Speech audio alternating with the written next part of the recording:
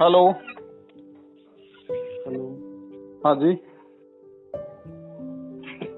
सत साहिब सत साहिब जी, सत साहिब। हाँ, पवन दास बोल रहे हो क्या? हाँ जी, हाँ जी। हाँ जी, एक शंका थी, आपसे पूछना था। कहाँ से बोल रहे हो भगत जी?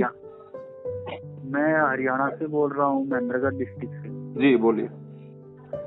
हाँ, तो मैंने लॉकडाउन के लिए नाम दिया था जी 24 मार्च को। जी तो मैंने ऑनलाइन दिया था जी नारनौल से। जी। हाँ, तो कोई गड़बड़ वगैरह तो नहीं है? कोई गड़बड़ नहीं है, नाम परमात्मा का है।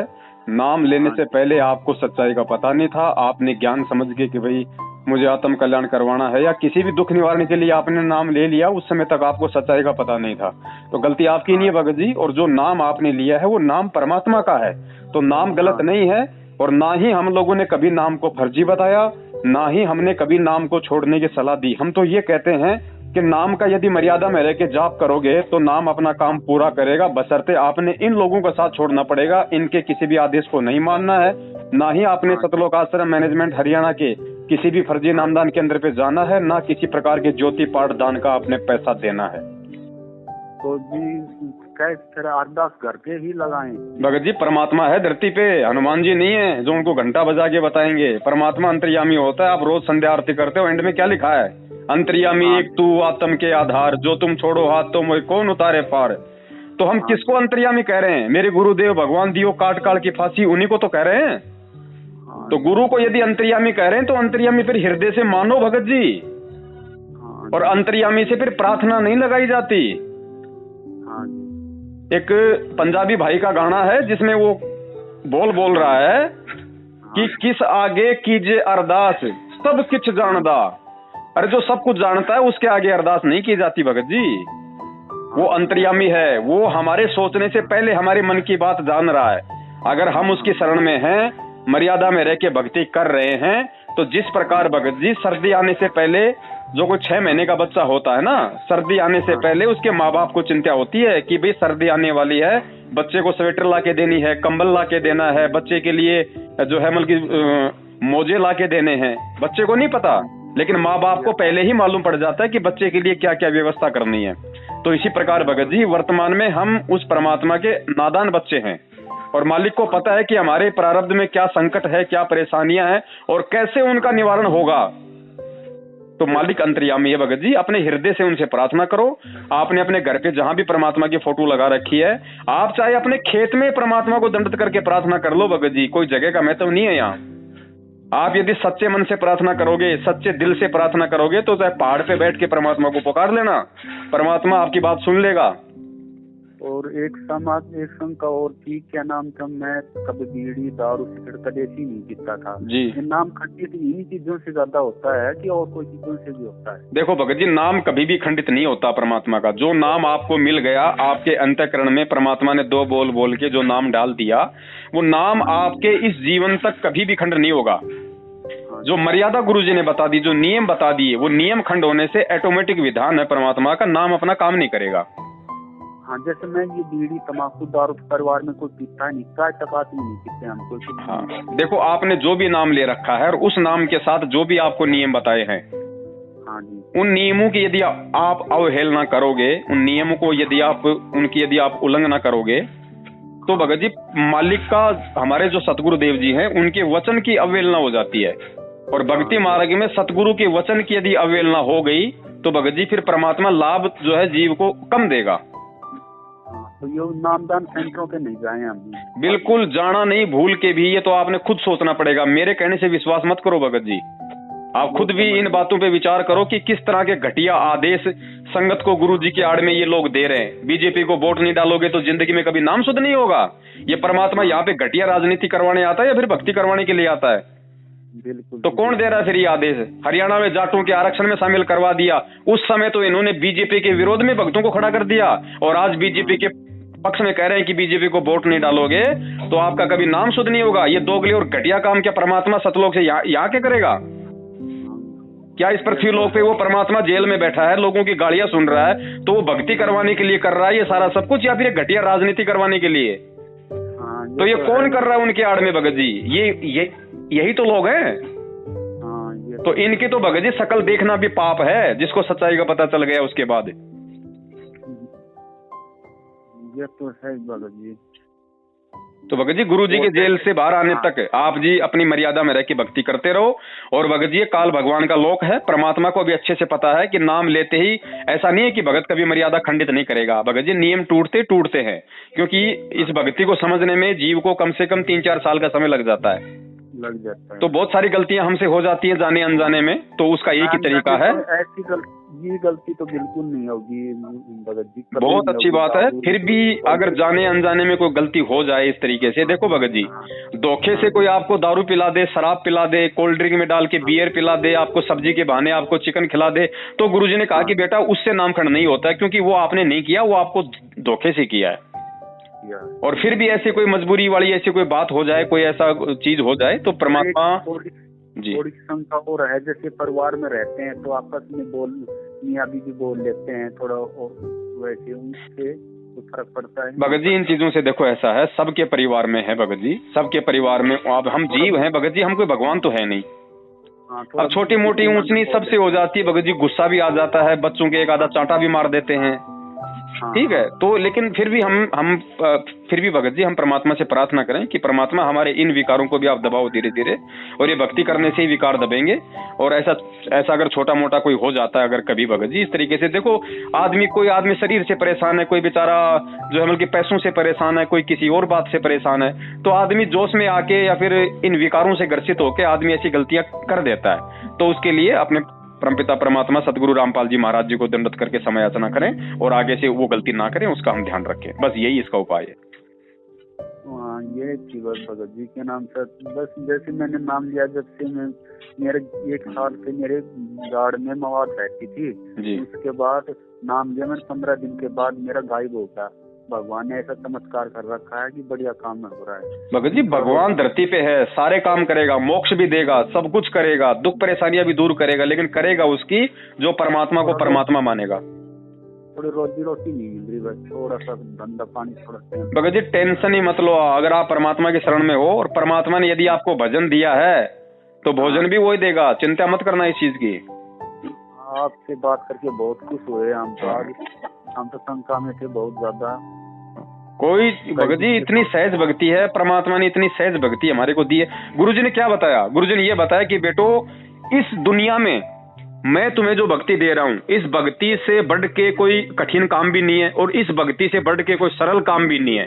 लेकिन ये कठिन काम तो उस व्यक्ति के लिए है जो व्यक्ति गुरु को परमात्मा नहीं मानेगा ज्ञान समझ के, और सरल उसके लिए है जो व्यक्ति अपने गुरु को परमात्मा मान लेगा। उसके लिए दुनिया में इस भक्ति से सरल कोई काम है ही नहीं। और जो गुरु को मानुष मानता रहेगा उस व्यक्ति के लिए ये भक्ति एक तरीके से कांटा बन के चुभती रहेगी। तो सब कुछ अपने परमात्मा को समर्पित कर दो भगत जी। मालिक कहते हैं जब शीश दिया गुरुदेव को तो सोचने वाली क्या बात है भाई। जब ओखड़ी में मुंह दे दिया तो मूसल से क्या डरना। ये तो है। अब क्या हमें समाज से डरना, क्या रिश्तेदारों से डरना, क्या यार दोस्तों से डरना? भाई भक्ति करनी है, मोक्ष करवाना है। तुम्हारी तरह हमारे को गधा बन के कुरुड़ियों पे नहीं अड़ना। ये भगत जी ये यारी रिश्तेदारी 15-20 साल की है, उसके बाद क्या कर लेंगे? वो रिश्तेदार भी गधे बनेंगे, हम भी गधे बन के उनके साथ साथ वहीं डोलेंगे। तो भैया ये यारी रिश्तेदारी अनंत युगों से हम निभाते आ रहे हैं, बहुत निभा ली, किसी ने साथ नहीं दिया हमारा। पिछले जन्म में मेरे कौन यार था, कौन रिश्तेदार था, कौन माँ थे, मेरे को पता है। क्या आपको पता है? ये तो इस जन्म में भगवान मिल गए ना, माता पिता मिल जाएंगे, लक 84 माही, ये सतगुरु की सेवा और ये भक्ति भाई फिर मिलन की नहीं। पूछ जाओ भगत जी आग में, ये लास्ट मौका है, ये मौका नहीं मिलेगा फिर अनंत युग तक। और जैसे हम ब्याह शादी में जाते हैं तो वहाँ का भोजन, जैसे लड़का की शादी है, लड़की की शादी है, तो ऐसा क्या करना चाहिए? भगत जी देखो ब्याह शादी वगैरह में जाना धीरे धीरे छूटेगा। जैसे जैसे आपको ज्ञान होता जाएगा, सत्संग सुनोगे, आप खुद ही ब्याह शादी में जाना छोड़ दोगे। एक समय ऐसा आ जाएगा। लेकिन जब तक ज्ञान पूरी तरीके से नहीं हो पा रहा है, संघर्ष हम नहीं कर पा रहे, अगर किसी विवाह शादी में जाना भी पड़ जाए तो गुरुदेव ने जाने के लिए मना नहीं किया है। वो भगत ब्याह शादी में जा सकते हैं। ब्याह शादी में जाओ तो अपना सिंपल तरीके से वहां रहो, फालतू की कोई बकवाद नहीं करती, फालतू की कोई जो गुरुजी ने मर्यादा बता रखी है उनकी उल्लंघना नहीं करनी। आराम से अपना खाना खाओ। खाने की एवज में यदि लड़की की शादी है तो अपना 150 रुपया उसको कन्यादान का दे दो। लड़की की शादी है तो अपना कोई फल फ्रूट वगैरह या किसी भी बच्चे के हाथ में 15-20 रुपए देके अपना पीछा छुड़वा के अपना आ जाओ। जैसे लड़के की शादी हो तो कन्यादान दे दो ना। लड़के की शादी में नहीं लेते ना, लड़की की शादी में कन्यादान लेते हैं। हाँ, लड़की की शादी की तो मैं बात कर रहा हूँ। अगर छोरी की शादी है तो उसमें बल्कि कन्यादान दे दो 150 रुपये। भाई आपने जितना भी खाया ये सोच के देना है कि मैंने यहाँ पे जो 150 रुपये का भोजन खाया है तो मेरे ऊपर इस परिवार का कोई कर्जा ना रहे। और अगर लड़के की शादी है तो भगत जी उसमें भी शायद कोई सिस्टम होता होगा मेरे हिसाब से। मैंने तो 5 साल से जाना छोड़ रखा है भगत जी, मैं तो किसी के नहीं जाता। होता है शायद कुछ न कुछ होता होगा कोई सिस्टम वगैरह, या आप जाओ तो अपना 150 रुपए के फल फ्रूट वगैरह ले जाओ, दे देना बाल बच्चों को बस। जयराम जी की भगत जी एक शंका और थी, मैंने नए घर बनवाए हैं ये अभी थोड़ा दिन 12-6 महीने जो पहले तो रीति रिवाज थी कि पंडितों को बुलाकर हवन वगैरह करवाएं, घर प्रवेश करवाएं। लेकिन ये क्या करें हम तो बस मालिक की मूर्ति लगा के बस दंडवत लगा के बस और क्या करना भगत जी। वैसे तो दास से परमात्मा ने वीडियो बनवा दिया, उसके ऊपर भी एक भगत का फोन आया था।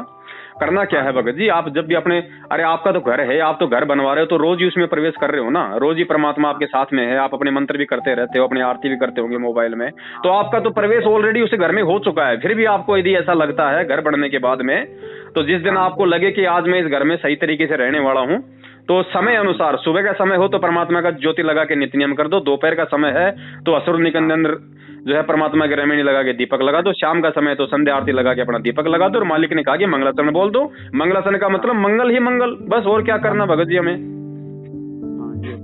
कोई फालतू का चौचला नहीं करना, कोई लड्डू जलेबी नहीं लानी, कुछ नहीं करना, यार दोस्तों को नहीं बुलाना। घर आपने बनाया, पैसा आपने लगाया है, घर परमात्मा का, आप परमात्मा के बच्चे हो, दुनिया को दिखावा क्या करना। सीधे तरीके से रहो, अपने परमात्मा का दरबार लगाओ, भक्ति करो, अपना काम धंधा करो, सो जाओ रात को। और जैसे मेरी शादी में अभी 6-7 साल हुई हैं जी, छोटे छोटे बच्चे हैं जी, तो वो जैसे सारी संबंध वाला कोई दिक्कत वगैरह नहीं है ना भगत जी? ऐसी कोई बाध्यता नहीं है, क्योंकि भगत जी ये पति पत्नी का रिश्ता, ये भी तो परमात्मा ने जोड़ रखा है। हाँ, तो थोड़ा सा शंका रहती है। ये समय आने पे भगत जी, जब देखो भगत जी ऐसा है, ये जो चीजें है ना, ये चीजें समय के साथ धीरे धीरे छूटेंगी। एक तो हमें ज्ञान होगा, दूसरा हमारे शरीर की व्यवस्था ही फिर ऐसी हो जाएगी, हमको ऐसा लगेगा जैसे क्यों क्या, मतलब हम खुद इन चीजों से हम दूर हो जाएंगे धीरे धीरे। ये मालिक का ज्ञान ऐसा है, जैसा ये अंदर जाएगा ना, ये सारी गंदगी बाहर निकाल देगा। एक समय ऐसा आएगा कि हम खुद ही हम इन चीजों से भगत जी हम दूर हो जाएंगे। लेकिन जब तक है, क्योंकि जबरदस्ती करने से नहीं छूटेंगी भगत जी, ये चीजें ध्यान रखना। आप यदि जबरदस्ती करोगे तो फिर आपकी पत्नी नाराज हो जाएगी, घर में फिर वैसे कल शुरू हो जाएगी। हाँ, यही तो है फिर थोड़ा सा। तो ये धीरे धीरे होगा भगत जी, समय अनुसार होगा। जब वो भी ज्ञान समझेगी, आपको भी धीरे धीरे ज्ञान होगा, वो भी मालिक के शरण में आएगी। ऐसी बात नहीं, सब परमात्मा के बच्चे हैं, सारी सृष्टि नाम लेगी, गुरु जी का वचन है ये परमात्मा का। तो धीरे धीरे इन विकारों से सब दूर हो जाएंगे, सबको ज्ञान हो जाएगा, सबको मालूम पड़ जाएगा कि भैया हम सब तो एक ही मालिक के बच्चे हैं, हम तो आपस में भाई बहन हैं। ये तो काल ने हमारे को पति और पत्नी बना रखा है। तो धीरे धीरे जब ये ज्ञान होगा तो भगत जी कौन इस बुराई में पांव देगा, सब हट जाएंगे पीछे। और बताइए भगत जी। बस भगत जी ये शंका थी हमारी, आपने करते ही सही। चलो दया परमात्मा की, और मालिक के सत्संग सुनो ज्यादा से ज्यादा भगत जी। मैं भी अगर कुछ बता पा रहा हूँ थोड़ा बहुत, तो परमात्मा के सत्संग आधार से तो बता रहा हूँ। हाँ, ये तो है। तो सत्संग सुनो, नई बातें हो तो बताओ हमको। भगत जी नई बातें तो बहुत सारी हैं, भक्ति मार्ग में तो सारी बातें नई हैं। दुनिया को कहाँ पता था इस भक्ति का, इस मार्ग का, इन बातों का। ये तो धीरे धीरे परमात्मा के सत्संग सुनते रहेंगे, सब मालूम पड़ता जाएगा। और दास से ज्यादा परमात्मा के सत्संगों में इंटरेस्ट लो भगत जी, वहाँ हमें हर चीज का मालूम पड़ेगा, हर चीज का हमें मालूम पड़ेगा धीरे धीरे हमारे को। सत्संग जितना ज्यादा सुनेंगे उतने ज्यादा हम मजबूत होते जाएंगे भक्ति मार्ग पे। आपको किसी की जरूरत नहीं पड़ेगी भगत जी, किसी की जरूरत नहीं पड़ेगी परमात्मा के अलावा। ठीक है, अभी आप नए हो, इतना ज्ञान नहीं सुन पाते, इतने सत्संग नहीं सुन पाते, हम एक दूसरे का सहयोग करेंगे। ये भी परमात्मा का आदेश है कि यदि कोई पुराना भगत है, यदि वो अच्छे से ज्ञान को समझ चुका है, तो दूसरे भगत भाई बहनों को बताना, ताकि उसकी मर्यादा सही रहे, वो भक्ति पे दृढ़ होकर चले। ये भी हमारा फर्ज है, हमारा कर्तव्य है। लेकिन भगत भाई के पीछे नहीं लगे रहना परमात्मा के सत्संगों के। बिल्कुल। कभी कभार कोई समझ में ना आए तो हम आपस में बातचीत कर सकते हैं, वो एक बात अलग है। बाकी परमात्मा के सत्संग सुनते रहो, परमात्मा का सत्संग जो समाधान कर देगा वो कोई नहीं कर पाएगा। जैसे घर पे मैं नहीं रहूं सर, तो आरती लगा के छोड़ दी मोबाइल की मैया, तो ऐसा हो सकता है? नहीं, घर पे आप नहीं रहोगे तो फिर सुनेगा कौन आरती? जैसे बाहर भीतर काम कर लगा रहा हूँ। हाँ, उसमें कोई दिक्कत नहीं है। गुरुजी ने बताया अगर समय है तो बैठ के कर लो, अगर समय नहीं है तो अपना मोबाइल में या किसी भी स्पीकर में लगा दो, अपना काम भी करते रहो, माता बहनें रोटी बनाती रहे, अपना झाड़ू निकालती रहे, भगत भाई अपना काम धंधा करता रहे, और ध्यान परमात्मा की वाणी में रखे कि परमात्मा क्या वाणी उच्चारित कर रहे हैं, साथ में हम भी गुनगुनाते रहे। और जैसे बाहर भीतर जाएं तो 1-2 दिन का टाइम ना मिले तो घर पे फिर वो ज्योति का ऐसा कोई दिक्कत नहीं है। ज्योति अगर हम कहीं 2-4 दिन के लिए बाहर जा रहे हैं, ज्योति अगर नहीं जला पा रहे हैं तो उसमें कोई दोष नहीं है, लेकिन आरती वगैरह हम जरूर कर लें। जैसे भी समय लगे, रात को सोते समय कर लो, रास्ते में कर लो, आते जाते कर लो, मोबाइल में लीड लगा के कर लो, कानों में कैसे भी कर लो। मंत्र और आरती तो अपने अपन कहीं भी कर सकते हैं। ज्योति अगर लगाने की व्यवस्था नहीं है तो उसमें कोई दोष नहीं है भगत जी। हम परमात्मा को दंडवत करके समय याचना कर लें कि परमात्मा आपका दास जो है बल्कि मजबूर था, ज्योति वगैरह नहीं लग पाई, परमात्मा दास को क्षमा करना, बस। ठीक है बड़े भाई, ठीक है। हाँ, सत साहिब, जय हो बंदी छोड़ के।